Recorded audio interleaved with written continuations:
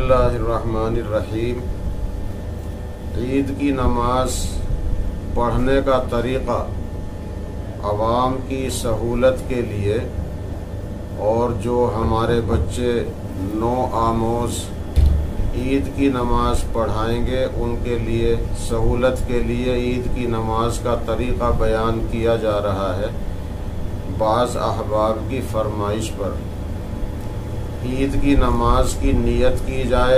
2 रकात नमाज वाजिब ईद उल फित्र 6 ज़ायद तकबीरों के साथ इमाम के पीछे अल्लाह के वास्ते पढ़ता हूँ और नियत में दिल का इरादा कर लेना भी काफ़ी है। नियत करके अल्लाहु अकबर कहकर हाथ कानों तक उठाकर नियत इस तरह बांध ली जाए।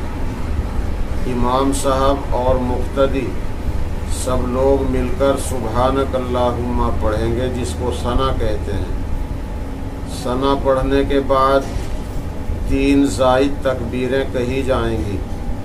पहली तकबीर अल्लाहु अकबर कहकर हाथ कानों तक उठाकर छोड़ दिए जाएं। दूसरी तकबीर अल्लाहु अकबर कहकर हाथ कानों तक उठाकर छोड़ दिए जाएं।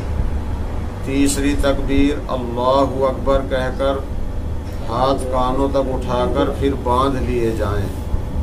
इमाम साहब क़िरात करेंगे। क़िरात के बाद रुकू सजदा होगा और फिर दूसरी रकात के लिए खड़े हो जाएंगे। दूसरी रकात में पहले क़िरात होगी और क़िरात करने के बाद 4 तकबीरें होंगी। पहली 3 तकबीरें ज़ायद हैं जो ईद की नमाज के लिए वाजिब, और चौथी तकबीर रुकू की होगी ईदैन की नमाज में, ये भी वाजिब है। पहली तकबीर अल्लाहु अकबर कहकर हाथ कानों तक उठाकर छोड़ दिए जाएं। दूसरी तकबीर अल्लाहु अकबर कहकर हाथ कानों तक उठाकर छोड़ दिए जाएं। तीसरी तकबीर अल्लाहु अकबर कहकर हाथ कानों तक उठाकर छोड़ दिए जाएं और चौथी तकबीर अल्लाहु अकबर कहकर हाथ उठाए बग़ैर रुकू किया जाएगा।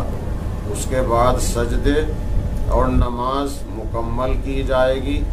नमाज के बाद दुआ और दुआ के बाद 2 खुतबे पढ़ना जुमा की नमाज की तरह। जुमा की नमाज में जुमा से पहले हैं और ईदैन की नमाज के खुतबे नमाज के बाद पढ़े जाते हैं। इन खुतबों का पढ़ना सुन्नत है, लेकिन जब खुतबा शुरू हो जाए तो इनका सुनना वाजिब हो जाता है।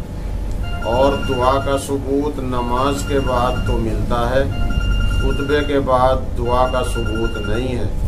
अगर कोई शख्स ये चाहे कि मैं अवामुन्नास को घेर कर बिठाने के लिए दुआ बाद में करूं, खुतबा पहले पढ़ूं, ये बेहतर नहीं, क्योंकि सुन्नत के ख़िलाफ़ करने से सवाब कम हो जाता है। व आखिरु दावाना अनिल हम्दुलिल्लाहि रब्बिल आलमीन।